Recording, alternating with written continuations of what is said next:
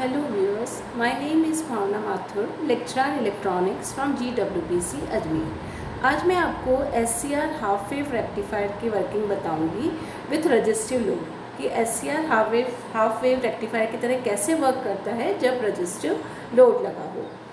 ये है EL 305 power and industrial electronics subject के यूनिट नंबर 2.3.1 का पार्ट है। ये SCR हाफ वेव रेक्टिफायर का सर्किट दिखाया रखा है। इसके अंदर जो VS is equal to VM sine omega t एक साइनसोडियल वोल्टेज सोर्स है जो कि इस साइनसोडियल वोल्टेज देता है। अब यहाँ पे जो T लिखा हुआ है ये हमारा SCR का सिंबल बना रखा है और R हमारा लोड है जिसके अक्रॉस हम आउटपुट ले रहे हैं। जब पॉजिटिव हाफ साइकिल आता है तो हमारा SCR फॉरवर्ड बायस में होता है और SCR कंडक्ट करता है। SCR कनेक्ट करने पे हमें आउटपुट वोल्टेज R के अक्रॉस मिलते हैं जिसे V0 से शो किया गया है और इस सर्किट में फ्लो होने वाली करंट को I0 से दिखाया गया है। SCR T के अक्रॉस जो वोल्टेज ड्रॉप होते हैं उन्हें VT से रिप्रेजेंट करते हैं। पॉजिटिव हाफ साइकिल में SCR फॉरवर्ड बायस होता है और जैसे ही इसके गेट पे ट्रिगर पल्स दी जाती है ये कंडक्ट करने लगता है और हैवी करंट R में फ्लो होती है। लेकिन जब नेगेटिव हाफ साइकिल आता है तो नेगेटिव हाफ साइकिल में SCR रिवर्स बायस हो जाता है और ये ओपन सर्किट की तरह बिहेव करता है। इस समय आउटपुट वोल्टेज 0 मिलते हैं। तो ये इस सर्किट की वर्किंग है। रेक्टिफायर इसलिए बोला कि ये सिर्फ पॉजिटिव हाफ साइकिल में कंडक्ट कर रहा है, नेगेटिव हाफ साइकिल में कंडक्ट नहीं कर रहा। सिंपल PN डायोड से SCR थोड़ा डिफरेंट है क्योंकि SCR में क्या करते हैं हम, रेक्टिफिकेशन तो होता ही है लेकिन इसमें आउटपुट पावर को कंट्रोल किया जा सकता है। गेट पे जो हम ट्रिगर पल्स देते हैं उस ट्रिगर पल्स का मतलब उस फायरिंग एंगल चेंज करके उस ट्रिगर पल्स को का ड्यूरेशन चेंज कर लिया जाता है। तो जब ट्रिगर पल्स दी जाती है तभी हमारा SCR ऑन होता है। तब हम फायरिंग एंगल को चेंज करके आउटपुट पावर को यहाँ पे कंट्रोल कर सकते हैं। ये एडवांटेज है SCR का। SCR यहाँ पे AC पावर को कंट्रोल कर रहा है जबकि डायोड में ये होता है कि जब अल्फ़ा की वैल्यू 0 होती है तो 0 डिग्री पे ही हमारा डायोड ऑन हो जाता है और 0 से पाई एंगल तक यानी पॉजिटिव हाफ साइकिल तक वो कंडक्ट करता है, नेगेटिव हाफ साइकिल में वो कंडक्ट नहीं करता। जबकि SCR में ज़रूरी नहीं है वो 0 डिग्री पे फायर करे। फायरिंग एंगल इसका 0 से 180 के बीच में कुछ भी हो सकता है। तो जिस पे हम फायर करते हैं उससे आउटपुट मिलना हमको शुरू होता है और पाई एंगल तक आउटपुट मिलता है। उसके बाद SCR रिवर्स बायस में आ जाता है नेगेटिव हाफ साइकिल में और हमें आउटपुट 0 मिलता है। तो ये SCR इस तरीके से डिफरेंट होता है सिंपल PN डायोड से। SCR हाफ वेव रेक्टिफायर के लिए कुछ वेव फॉर्म शो की गई है। जो फर्स्ट वाली वेव फॉर्म है ये हमारी है इनपुट साइनसोडियल। ये जो फर्स्ट वेव फॉर्म है ये साइनसोडियल इनपुट के लिए है। यहाँ पे VS लिया है y एक्सिस पे और x एक्सिस पे ओमेगा t लिया है। तो ये हमारी साइन वेव है। अब इसमें ये जो डॉटेड लाइन चल रही है, सेकेंड जो डायग्राम है वो उस पर हम दे रहे हैं IG यानी गेट पे जो हम ट्रिगर पल्स दे रहे हैं उसका डायग्राम ये है।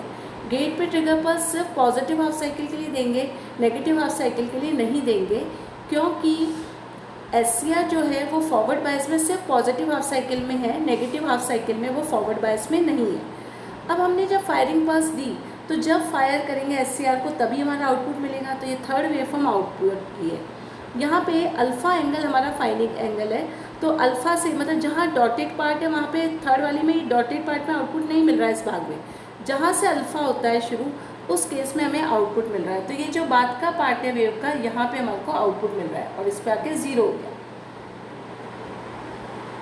तो इस केस में क्या होता है, तो जो थर्ड वेव फॉर्म है हमारी उसके अंदर हमें ये दिख रहा है कि आउटपुट वोल्टेज मिलना शुरू हो रहे हैं अल्फ़ा एंगल से और पाई तक मिल रहे हैं।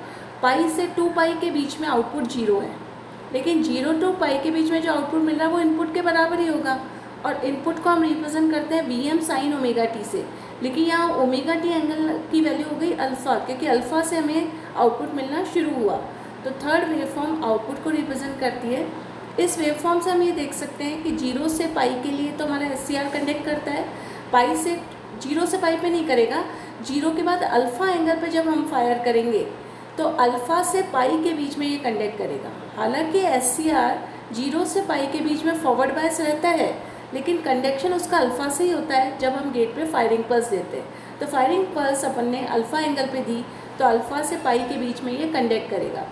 पाई से 2 पाई के बीच में SCR पर रिवर्स बायस रहेगा, तो उस केस में आउटपुट वोल्टेज हमारा 0 है। फिर 2 पाई प्लस अल्फ़ा पे अगेन ये ट्रिगर करेगा और 3 पाई तक ये कंडक्ट करेगा। फिर 3 पाई से 4 पाई प्लस अल्फ़ा तक ये ऑफ रहेगा, 4 पाई प्लस अल्फ़ा पे अगेन ट्रिगरिंग होगी और ये प्रोसेस चलता रहेगा।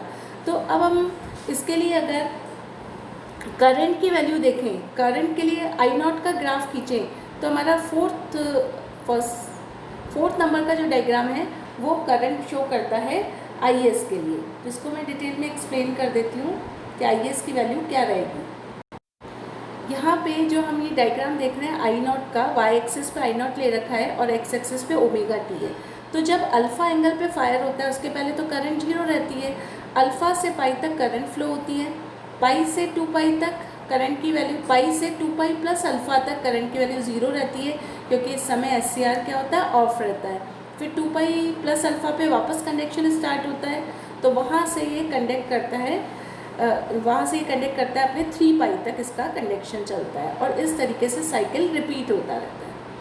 अब अगर अपन SCR के ऊपर वोल्टेज ड्रॉप देखें कि SCR पर कितने वोल्टेज ड्रॉप रहते हैं, तो जो लास्ट वाली वेवफॉर्म है ये VT means voltage across SCR show करती है। इसमें हम देखेंगे कि जब SCR ऑफ रहता है तो उसमें मैक्सिमम वोल्टेज ड्रॉप हो जाता है, मतलब जो इनपुट आ रहा है वो सारा का सारा SCR पे ड्रॉप हो जाता है, क्योंकि ऑफ कंडीशन में ये ओपन सर्किट की तरह बिहेव करता है। तो हम देख रहे हैं कि अल्फ़ा एंगल से पहले SCR ऑफ रहता है, तो उस समय हमारे थायरिस्टर पे या SCR पे वोल्टेज इनपुट वोल्टेज के बराबर होते हैं। लेकिन जब अल्फ़ा एंगल पे SCR ऑन हो गया, अल्फ़ा से पाई तक SCR ऑन रहा, उस बीच में SCR के ऊपर वोल्टेज ड्रॉप 0 हो गए, क्योंकि एक बार SCR ऑन हो गया तो वो शॉर्ट सर्किट की तरह बिहेव करता है और उसके अक्रॉस वोल्टेज ड्रॉप 0 हो जाते हैं। तो अल्फ़ा से लेके पाई के बीच में वोल्टेज 0 रहे। पाई से 2 पाई के बीच में हमने देखा नेगेटिव हाफ साइकिल आया। नेगेटिव हाफ साइकिल के voltage as it is drop हो जाएंगे SCR पे, क्योंकि SCR इस समय ऑफ कंडीशन में रहता है, तो सारे वोल्टेज इसी के अक्रॉस ड्रॉप हो जाते हैं। फिर 2 पाई से 2 पाई प्लस अल्फ़ा तक इसके अक्रॉस वोल्टेज ड्रॉप मिले, लेकिन 2 पाई प्लस अल्फ़ा से 3 पाई प्लस अल्फ़ा तक या 4 पाई प्लस अल्फ़ा तक वोल्टेज 0 रहे। क्यों 0 रहे? क्योंकि SCR ऑफ है। तो SCR जब ऑफ है तो जो इनपुट वोल्टेज है वो सारा का सारा इस पर ड्रॉप हो जाता है। तो इस तरह हमने SCR के डिफरेंट पॉइंट्स पर वेवफॉर्म देखी। अब जो उसकी स्टडी हमने करी उनको पॉइंट्स में मैं आपको एक्सप्लेन करती हूँ कि क्या हमने अभी इसकी वर्किंग देखी हाफ वेव रेक्टिफायर की। अभी जो अपन SCR की वर्किंग पढ़ी उनके पॉइंट्स हैं। The simplest form of control rectifier circuit consist of a single thyristor feeding DC power to a resistive load as shown in figure. जैसा कि अभी अपन ने फिगर में देखा कि जो हाफ वेव रेक्टिफायर का सिंपल सर्किट है उसमें क्या क्या काम में लिया हमने, एक SCR काम में लिया और एक लोड R काम में लिया, जिसको DC सप्लाई दी जा रही है। थायरिस्टर शब्द SCR के लिए काम में लिया गया है। वैसे थायरिस्टर पूरी पावर कंट्रोल फैमिली है, लेकिन जनरली SCR को भी थायरिस्टर बोल दिया जाता है। बाकी हम ये सब SCR के बारे में पढ़ रहे हैं कि SCR हाफ वेव रेक्टिफायर की तरह कैसे वर्क करता है। अब जो ये सर्किट हमने स्टडी किया ये सिंगल फेज़ के लिए, कि single phase half wave rectifier using SCR कैसे वर्क कर रहा है। सोर्स वोल्टेज जैसा कि हमने देखा, the source voltage VS is equals to VM sine omega T के है। तो यहाँ लिखा है the source voltage is VS is equal to VM sine omega T and SCR can conduct only when anode voltage is positive and a gating signal is applied. हमने ये देखा है कि SCR हमेशा फॉरवर्ड बायस में work करता है और फॉरवर्ड बायस में भी जब उसके गेट पे हम सिग्नल देंगे तभी वो ऑन होगा।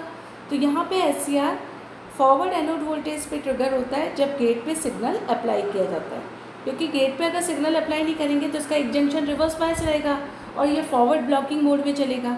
फॉरवर्ड ब्लॉकिंग मोड से इसको फॉरवर्ड कंडक्शन मोड में लाने के लिए गेट पे आपको सिग्नल लगाते हैं और SCR को फॉरवर्ड बायस बनाया जाता है, यानी एनोड को बैटरी के पॉजिटिव से और कैथोड को बैटरी के नेगेटिव से कनेक्ट किया जाता है। As such, a thyristor blocks the flow of load current I/O until it is triggered. I/O क्या है? I0 है एक्चुअली है। I0 क्या है? लोड में बहने वाली करंट है। थायरिस्टर क्या करता है, करंट, थायरिस्टर में करंट जब तक फ्लो नहीं होगी जब तक कि ये फॉरवर्ड कंडक्शन मोड में नहीं आ जाए, और फॉरवर्ड कंडक्शन मोड में आने के लिए क्या किया जाता है, इसके गेट पे ट्रिगर पल्स दी जाती है। तो थायरिस्टर लोड करंट को या आउटपुट करंट को ब्लॉक करता है जब तक कि गेट पे ट्रिगर पल्स नहीं दी जाए। At some delay angle alpha a positive gate signal applied between gate and cathode turn on the SCR। हमने ये देखा कि अल्फ़ा एक फायरिंग एंगल है, डिले एंगल भी बोलते हैं। जीरो पे हमारा SCR ऑन नहीं हुआ, अल्फ़ा डिग्री एंगल पे जब गेट पे पॉजिटिव गोइंग पल्स दी तो हमारा SCR क्या हो गया, ऑन हो गया। फॉरवर्ड बायस तो था ही ये, लेकिन जब तक गेट पे ट्रिगर पल्स नहीं दोगे ये ऑन नहीं होगा। और वो ट्रिगर पल्स हमने किस एंगल पे दी, अल्फ़ा एंगल पे दी। अल्फ़ा फायरिंग एंगल कहलाता है या डिले एंगल कहलाता है। Immediately full supply voltage is applied to load as V0 in figure B. मतलब फिगर बी जो भी हमने वेवफॉर्म देखी थी उसमें हमने देखा था कि जब SCR ऑन हो गया है तो SCR शॉर्ट सर्किट की तरह बिहेव करता है, तो लोड पे मैक्सिमम वोल्टेज V0 अपेयर होते हैं, जितने सप्लाई वोल्टेज है उसके बराबर वोल्टेज लोड पे अपेयर होते हैं। At the instant of delay angle alpha V0 rises from 0 to Vm sin alpha as shown। Alpha angle के बाद VO यानी आउटपुट वोल्टेज राइज होते हैं जीरो से।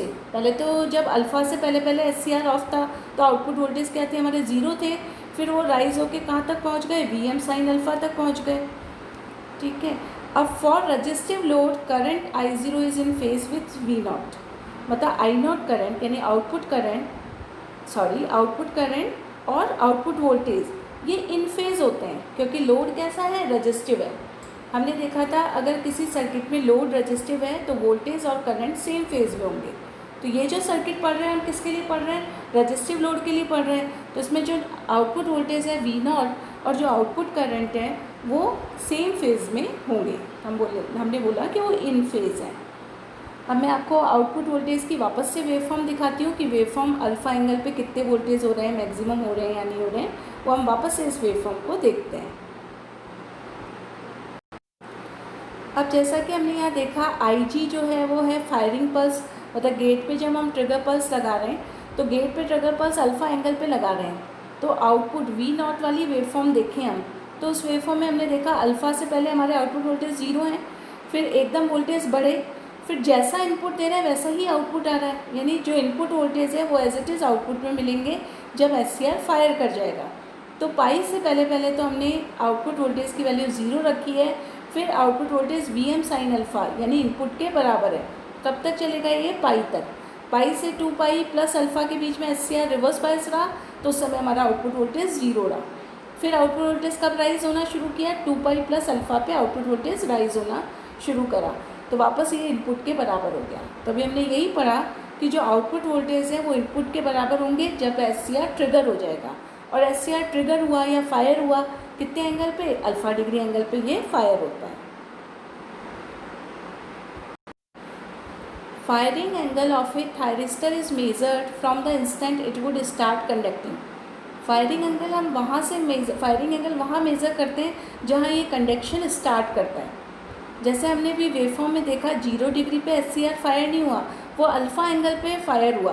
फायर होने का मतलब है जब गेट पे ट्रिगर पल्स दे दी और SCR ऑन हो गया। तो फायरिंग एंगल को हम मेज़र कहाँ से करते हैं, वो एंगल या वो इंस्टेंट जिस पे इसका कंडक्शन स्टार्ट होता है। तो हम फायरिंग एंगल को डिफाइन कर सकते हैं। Thus a firing angle may be defined as the angle measured from the instant SCR gate forward bias to the instant it is trigger. मतलब SCR फॉरवर्ड बायस होता है, वहाँ से लेकर वो इंस्टेंट जब वो ट्रिगर होता है उसके बीच में जो एंगल है उसे हम कहते हैं। जैसे अभी हमने डायग्राम में देखा कि SCR पॉजिटिव हाफ साइकिल में फॉरवर्ड बायस होता है, लेकिन कंडक्शन उसका अल्फ़ा पे शुरू होता है। तो 0 से अल्फ़ा के बीच का जो एंगल है, जो अल्फ़ा डिग्री हुआ, वो उसका फायरिंग एंगल कहलाता है। यानी फॉरवर्ड होने से एंड कौन सा पॉइंट लेंगे, जिस इंस्टेंट पे वो ट्रिगर कर दिया, इसके बीच का जो एंगल है वो फायरिंग एंगल कहलाता है। Once the SCR is on, load current flows until it is turned off by reversal of voltage at omega t is equal to pi, 3 pi etc। कहने का मतलब है एक बार SCR ऑन हो गया तो लोड करंट कब तक फ्लो होती है, जब तक कि वोल्टेज रिवर्स होने पे ये रिवर्स बायस ना हो जाए। वोल्टेज रिवर्स कब होता है? 0 से पाई तक तो फॉरवर्ड बायस रहता है, पाई से 2 पाई के बीच में रिवर्स बायस रहता है, और फिर 2 पाई पे फॉरवर्ड बायस हो गया, 2 पाई से 3 पाई फॉरवर्ड चला, 3 पाई पे वापस रिवर्स बायस होता है। तो ये कह रहा है कि SCR में लोड करंट तब तक फ्लो होती है जब तक कि वो फॉरवर्ड बायस रहता है। रिवर्स बायस उस पर कब अप्लाई होता है? पाई एंगल पर, जब ओमेगा टी की वैल्यू पाई हो, 3 पाई हो, 5 पाई हो, इन पे वो रिवर्स बायस हो जाता है। At these angle of pi, 3 pi, 5 pi, etc., load current falls to 0 and soon after the supply voltage reverse biases the SCR, the device is therefore turn off. जैसे कि अभी मैंने बताया आपको, पाई, 3 पाई, 5 पाई, 7 पाई, इन वैल्यूज़ पे लोड करंट 0 हो जाती है, क्योंकि इसके जस्ट बाद SCR सप्लाई वोल्टेज के रिवर्स होने से SCR क्या हो जाता है? ऑफ हो जाता है। तो इस समय इनमें करंट फ्लो नहीं होती है। It is seen from figure that by varying the firing angle alpha, the phase relationship between the start of load current and the supply voltage can be controlled. Hence the term phase control is used for such a method of controlling the load current. हम यहाँ देख रहे हैं कि alpha को very करने पर अपन load current और सप्लाई वोल्टेज दोनों को वेरी कर सकते हैं, दोनों को कंट्रोल कर सकते हैं। मतलब जब हम गेट पे फायरिंग पल्स देंगे तभी SCR ऑन होगा। तो यहाँ पे इसीलिए शब्द काम में लिया है फेज़ कंट्रोल। लोड करंट को कंट्रोल करने के लिए फेज़ कंट्रोल शब्द काम में लिया है, क्योंकि अल्फ़ा की एंगल की वैल्यू आप कंट्रोल करके आउटपुट वोल्टेज और आउटपुट करंट को कंट्रोल कर सकते हो। और आउटपुट वोल्टेज किसके बराबर हो रहा है? इसमें SCR ऑन हो गया तो इनपुट के बराबर हो रहा है। तो हम ये कह सकते हैं कि सप्लाई वोल्टेज और लोड करंट को इसमें कंट्रोल किया जा सकता है फेज़ रिलेशनशिप से, इसलिए ये मेथड कहलाता है फेज़ कंट्रोल मेथड।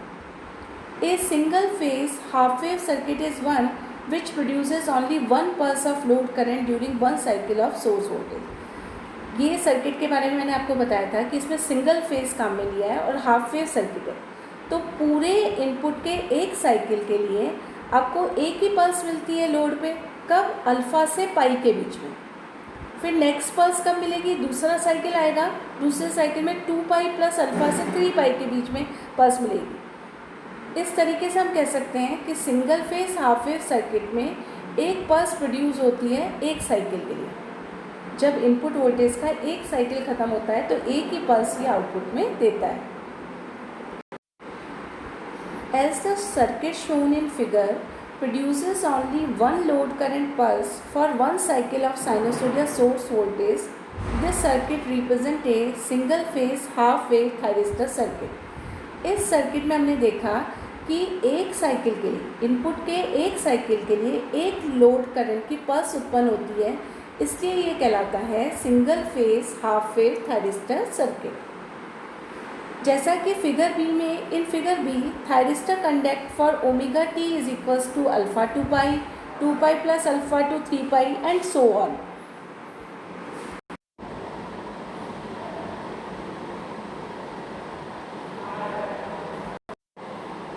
अल्फ़ा से पाई के बीच में हमारा SCR कंडक्ट करता है, फिर 2 पाई प्लस अल्फ़ा से 3 पाई के बीच ये कंडक्ट करता है। तो ये मैं आपको वेवफॉर्म से और क्लियर कर देती हूँ। यहाँ पे जैसे आउटपुट वेवफॉर्म दिखाई गई है, इसमें हम देख सकते हैं आउटपुट वेवफॉर्म में कि जैसे यहाँ दिख रहा है कि ये एंगल है हमारा अल्फ़ा से पाई के बीच में हमारा कंडक्शन हो रहा है, तो आउटपुट वोल्टेज मिल रहा है। इस समय आउटपुट वोल्टेज इनपुट के बराबर है, लेकिन पाई से 2 पाई के बीच में हम देख रहे हैं कि आउटपुट वोल्टेज 0 है। एग्जैक्टली 2 पाई पे नहीं, 2 पाई प्लस अल्फ़ा तक 0 है, क्योंकि इस बिंदु से 2 पाई प्लस अल्फ़ा बिंदु से हमारा कंडक्शन वापस से स्टार्ट होगा, क्योंकि ट्रिगर पल्स मिल जाएगी। तो फिर हमारा कंडक्शन कहाँ तक चला? 2 पाई प्लस अल्फ़ा से इस पॉइंट तक, और ये पॉइंट हमारा बराबर है 3 पाई के। तो हम यहाँ कह सकते हैं कि अल्फ़ा से पाई कंडक्ट हुआ, 2 पाई अल्फ़ा से 3 पाई कंडक्ट हुआ, फिर 4 पाई प्लस अल्फ़ा पे कंडक्शन हुआ, और कहाँ तक ख़त्म होगा? ये जो कंडक्शन ख़त्म होगा इसका SCR का, वो ख़त्म होगा 5 पाई तक, 5 पाई प्लस अल्फ़ा तक। और यहाँ पे वापस से 4 पाई प्लस अल्फ़ा से 5 पाई तक ही होगा, क्योंकि नेक्स्ट में क्या होगा? नेगेटिव हाफ साइकिल आ जाएगा तो कंडक्शन नहीं होगा। तो यहाँ पे चला हमारा अल्फ़ा से पाई, 2 पाई प्लस अल्फ़ा से 3 पाई, 4 पाई प्लस अल्फ़ा से 5 पाई। तो इस तरीके से हमारे को आउटपुट वोल्टेज मिलता है। Over the firing angle delay alpha load voltage V0 is equals to 0, but during conduction angle pi minus alpha V0 is equals to Vs। मतलब यहाँ ये कहने का मतलब यह है कि अल्फ़ा एंगल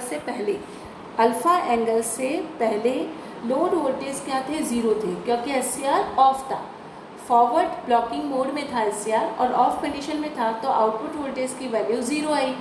जब लेकिन कंडक्शन एंगल शुरू का हुआ, कंडक्शन एंगल कितना हुआ, जिस बीच में SCR कंडक्ट करता है, तो SCR का कंडक्शन स्टार्ट हुआ अल्फ़ा से पाई के बीच में, तो कंडक्शन एंगल की वैल्यू कितनी हो गई, पाई माइनस अल्फ़ा हो गई।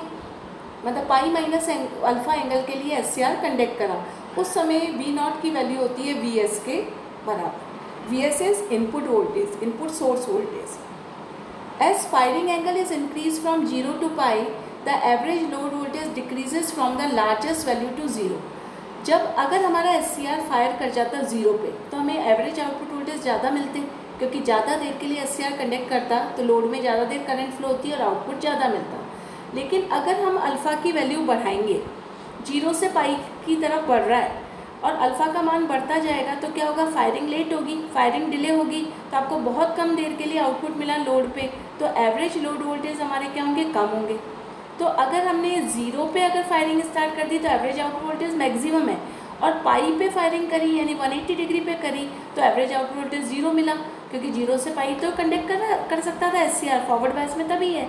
अगर गेट पास आपने 180 के बाद दी तो SCR रिवर्स बायस हो गया, तो समय आउटपुट वोल्टेज 0 मिला। तो यहाँ ये कहा जा रहा है कि अगर फायरिंग एंगल 0 से पाई बढ़ता है तो average output voltage largest to 0 हो जाता है।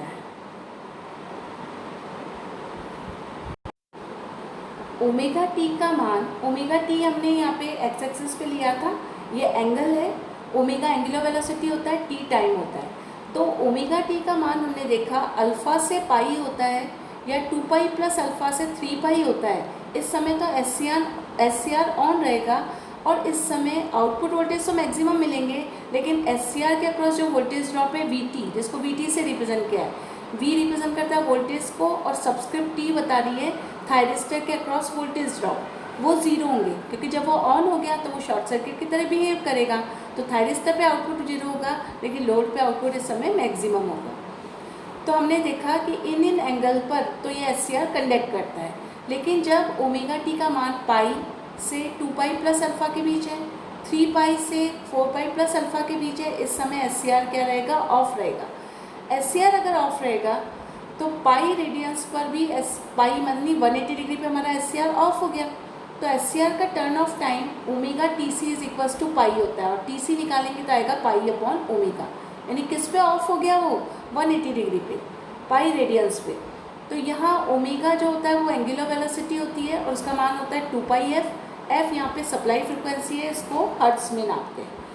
सर्किट का turn off time TC SCR के टर्न ऑफ टाइम TQ से ज़्यादा रखा जाता है, मतलब ये सर्किट ऑफ होगा तो वो जो टाइम है TC वो SCR के इंडिविजुअल टर्न ऑफ टाइम से ज़्यादा रखते हैं।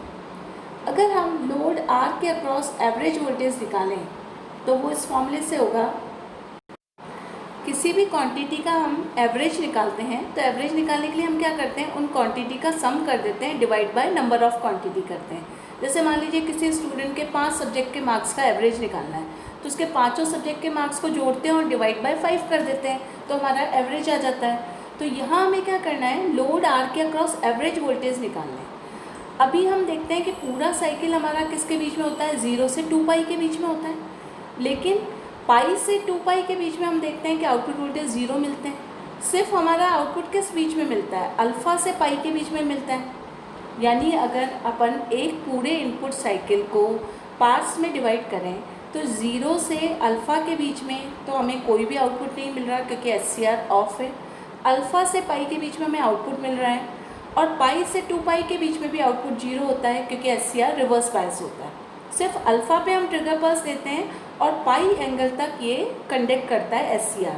तो एवरेज क्वांटिटी का सम करना है, तो सम करने के लिए हम इंटीग्रल यूज़ करते हैं। तो यहाँ इंटीग्रल लिया है, इसकी लोअर लिमिट ली है अल्फ़ा एंड अपर लिमिट ली है पाई, और इनपुट वोल्टेज का एवरेज निकालते हैं। इनपुट वोल्टेज को VS डी ओमेगा टी लिखें और वी एस की जगह हम लिख सकते हैं V M sine omega t, क्योंकि एक साइनसोडियल वेव फॉर्म है तो इनपुट की वैल्यू रख दी V M sine omega T. किसके रेस्पेक्ट में डिफरेंट इंटीग्रल करा है इसका, ओमेगा टी के रेस्पेक्ट में। ओमेगा टी एंगल है तो इसको थीटा भी मान सकते हैं हम, आगे जाके हम इसको थीटा लेके थोड़ा सिंप्लीफाई कर लेंगे, या साइन ओमेगा टी भी लेके कर सकते हैं। तो यहाँ साइन ओमेगा टी लिखा है तो डी लिख के डी ओमेगा टी लिखा है, यानी इंटीग्रल भी ओमेगा टी के रेस्पेक्ट में करेंगे।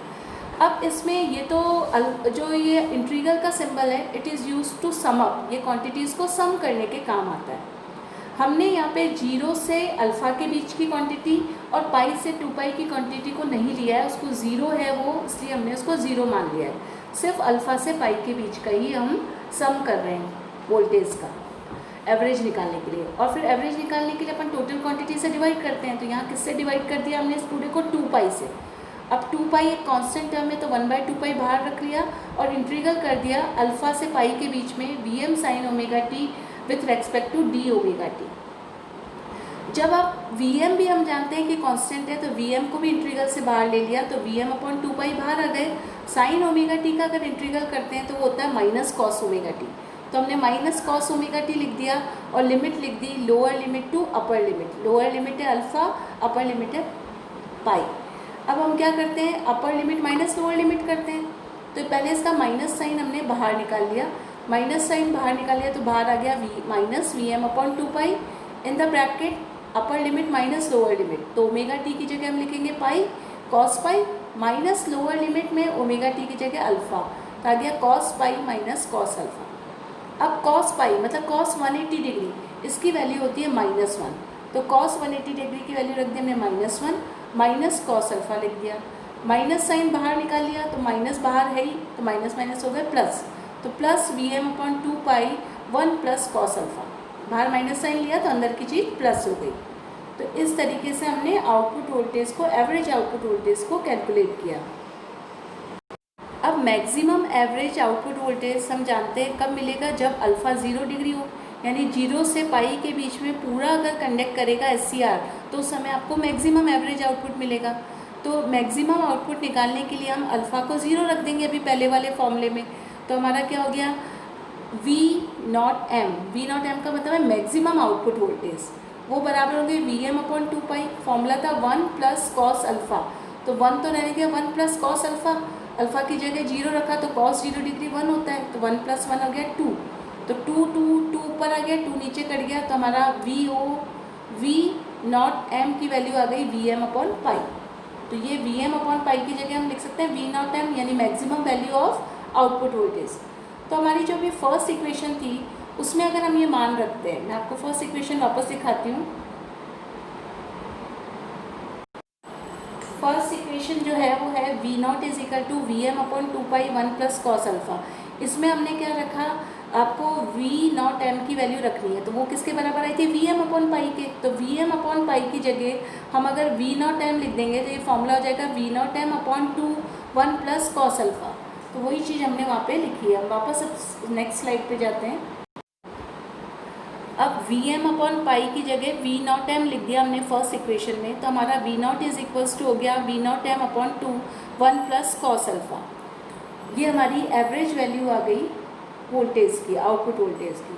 अब एवरेज लोड करंट अगर हमें निकालनी है तो वो होती है I इज इक्वल टू, आपको पता है ओम्स लॉ से V अपॉन R। तो अगर एवरेज लोड करंट निकालनी है तो हो गया एवरेज वोल्टेज अपॉन R। तो V नॉट की वैल्यू ऊपर से रख सकते हैं हम, V नॉट की वैल्यू ऊपर से रख दिया, या फर्स्ट इक्वेशन से भी लिख सकते हैं। फर्स्ट इक्वेशन से लिखेंगे तो होगा VM upon 2 pi 1 plus cos alpha V not की जगह अपॉन R।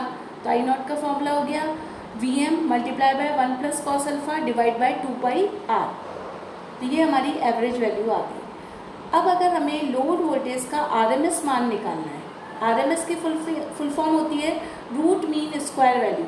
तो वोल्टेज के अगर रूट मीन स्क्वायर निकालना है तो क्या करेंगे, हम लेंगे स्क्वायर करेंगे, फिर उस वैल्यू का मीन लेंगे और फिर उसका अंडर रूट निकालेंगे। तो रूट मीन स्क्वायर वैल्यू निकालनी है। अब लोड वोल्टेज का RMS के लिए फॉर्मूला हमारा क्या बन गया, अभी हमने देखा था मीन निकालने के लिए हम क्या लगते हैं, अल्फ़ा से पाई के बीच में VM sine omega T D omega T करा था, लेकिन यहाँ पे है रूट मीन स्क्वायर, स्क्वायर भी लो मीन भी लेना है और फिर रूट करना है। तो हमने क्या करा VM square sine square omega T कर दिया, यानी इनपुट वोल्टेज का स्क्वायर। फिर इसका इंटीग्रल करा with respect to D omega T, mean निकाला तो पूरा साइकिल कहाँ तक है 2 पाई तक, तो 2 पाई से इसको डिवाइड कर दिया। अब चूंकि इस वैल्यू का हमने स्क्वायर किया, जो इनपुट वैल्यू है इसका स्क्वायर किया, तो हम यहाँ पे क्या अंडर रूट भी ले लेंगे, तो ये हो गया, ये फॉर्मूला बन गया अंडर रूट करने पे वी नॉट आर लिखा है, मतलब RMS value of output voltage. अब इसमें VM स्क्वायर कॉन्स्टेंट है तो उसको बाहर ले लिया, तो VM स्क्वायर अपॉन 2 पाई बाहर आ गया, इंटीग्रल अल्फा से pi sine square omega T with respect to D omega T, और टोटल के बाहर हमने लगा दिया अंडर रूट, लिखें 1/2 लिखें या अंडर रूट लगा दें, एक ही बात है, यहाँ पे 1/2 लिख दिया। अब VM स्क्वायर अपन 2 पाई रहने दिया, साइन स्क्वायर ओमेगा टी का इंटीग्रल नहीं होता, लेकिन हम एक फॉर्मूला जानते हैं कि cos 2 थीटा बराबर होता है 1 - 2 साइन स्क्वायर थीटा। यहाँ पे हम ओमेगा टी को अज्यूम कर लेते हैं कि थीटा मान लें ओमेगा टी को, इस वाली इक्वेशन में मैंने कहा सिंप्लीफिकेशन के लिए हम ओमेगा टी की जगह थीटा रख सकते हैं, तो इंटीग्रल भी थीटा के रिस्पेक्ट में हो जाएगा। तो हम ये थीटा अज्यूम कर लें और ये फॉर्मूला अप्लाई करें, तो इस फॉर्मूले में हम देख सकते हैं अगर साइन स्क्वायर थीटा की वैल्यू निकालनी है तो क्या होगा, साइन स्क्वायर थीटा की वैल्यू cos 2 थीटा हमारा राइट हैंड साइड चला जाएगा, तो हो गया 1 - cos 2 थीटा, और -2 sine square theta left hand side आ जाएगा, 2 नीचे चला जाएगा, तो ये फॉर्मूला बन गया 1 - cos 2 थीटा अपॉन 2। तो साइन स्क्वायर थीटा की जगह लिख देंगे हम 1 - cos थीटा अपॉन 2। और इंटीग्रल के लिए मैं यहाँ पे इंटीग्रल में डी थीटा लिखना भूल गई, क्योंकि डी थीटा लिखना पड़ेगा तभी उसके रेस्पेक्ट में इंटीग्रल होगा, क्योंकि डी ओमेगा टी है तो ओमेगा टी की जगह हम यहाँ पे थीटा लिख सकते हैं। अब अगर अपन इसमें इंटीग्रल करेंगे तो ये हो जाएगा, पहले हमने करा VM स्क्वायर, ये 2 बाहर ले लिया हमने, तो 2 × 2 = 4 पाई हो गया, और ये है VM स्क्वायर, अंडर रूट से इनको बाहर लेते हैं तो VM स्क्वायर का अंडर रूट VM हो गया, 4 का अंडर रूट 2 हो गया, और पाई का अंडर रूट लग दिया रूट पाई। अब सिर्फ अंदर इंटीग्रल पोर्शन बच गया 1 - cos 2 थीटा और इसकी power half, with respect to theta इसका हम इंटीग्रल करेंगे। यहाँ पे इस इक्वेशन में मैंने डी थीटा लिखना भूल गई थी, क्योंकि आप इंटीग्रल करेंगे तो थीटा के रेस्पेक्ट में ही होगा, इसलिए यहाँ पे डी थीटा एंटर कर लेंगे हम 1 - cos 2 थीटा के बाहर, लेकिन अंडर रूट के अंदर आएगा ये। अब अगर इसका इंटीग्रल करते हैं तो हम जानते हैं कि 1 का इंटीग्रल लेंगे डी थीटा के रेस्पेक्ट में तो थीटा ही आएगा, और cos 2 थीटा का इंटीग्रल करेंगे तो ये क्या हो जाएगा, sin 2 थीटा अपॉन 2 थीटा का खुद का भी होगा, और जो आएगा 2 थीटा का डिफरेंशियल उससे डिवाइड कर देते हैं इंटीग्रल लेते समय, तो ये हो जाएगा sin 2 थीटा डिवाइड बाय 2। अब यहाँ पे हम देखेंगे कि V0R यानी RMS value of output voltage हुआ VM अपॉन 2 रूट पाई, 1 का अपन ने इंटीग्रल किया तो थीटा आया, cos 2 थीटा का हुआ, माइनस साइन तो था ही बीच में, cos 2 थीटा का इंटीग्रल हुआ sin 2 थीटा, फिर 2 थीटा का डिफरेंशियल करके उसको डिवाइड कर देते हैं इंटीग्रल लेते समय 2 से, 2 थीटा का इंटीग्रल आया 2 तो 2 से डिवाइड कर दिया, फिर लोअर लिमिट अल्फ़ा लगा दी और अपर लिमिट पाई लगा दी, और टोटल के बाहर अंडर रूट कर दिया या पावर हाफ लिख दी। अब VM अपॉन 2 रूट पाई तो है ही, अब हम क्या करेंगे, इंटीग्रल लेते समय हम क्या करते हैं, upper limit minus lower limit, तो पहले थीटा जहाँ जहाँ है वहाँ पाई रखेंगे, तो हमने रखा pi minus sine 2 pi upon 2, फिर माइनस थीटा की जगह रखो लोअर लिमिट यानी माइनस अल्फ़ा, फिर बाहर माइनस साइन है तो अंदर माइनस माइनस प्लस हो गए, साइन 2 अल्फ़ा अपॉन 2, और टोटल की पावर हाफ आ गई। अब अपन जानते हैं कि साइन 2 पाई की वैल्यू होती है 0, तो अपना साइन 2 पाई अपॉन 2 वाला पार्ट तो 0 हो जाएगा, तो हमारे क्या बचा, VM अपॉन 2 रूट पाई तो आया, पाई साइन 2 पाई अपॉन वाला 2 0 लिख दिया, 0 कटा दिया हमने, तो बचा pi minus alpha 1/2 sine 2 alpha, और टोटल की पावर अंडर रूट या हाफ, टोटल की पावर हाफ। तो इस तरह से V0R RMS value of output voltage हमारी आ जाती है, जो कि मैंने रेड कलर के ब्लॉक में शो की है। अब RMS वैल्यू ऑफ करंट निकालनी है, तो करंट आपको पता है IOR यानी I0R मतलब output current, output RMS current, वो निकालने का फॉर्मूला हो गया output RMS voltage upon R। तो V0R की जो वैल्यू आई अभी ऊपर उसको R से डिवाइड कर देंगे तो RMS वैल्यू ऑफ करंट आ जाएगी। अब हम इसमें निकालेंगे power deliver to resistive load कि कितनी पावर रेजिस्टेंस में हमको मिली आउटपुट में, तो पावर क्या होगी, आउटपुट वोल्टेज और आउटपुट करंट, कौन सी करंट, RMS करंट और RMS वोल्टेज। तो V0R रिप्रेजेंट करता है RMS आउटपुट वोल्टेज और आई नॉट आर रिप्रेजेंट करता है आरएमएस करंट। इनको मल्टीप्लाई करके पावर आ जाएगी। पावर के हमने 3 फॉर्मूले हम पढ़ते आए हैं। पावर होता है V into I square R, V square by R. तो V इंटू आई वाला तो फॉर्मूला हो गया। V स्क्वायर बाय आर में कौन सी आरएमएस वैल्यू वोल्टेज की, उसका स्क्वायर अपॉन आर, और ये आरएमएस वैल्यू ऑफ करंट का स्क्वायर इंटू आर। तो ये 3 फॉर्मूले से, किसी भी फॉर्मूले से हम पावर को निकाल सकते हैं।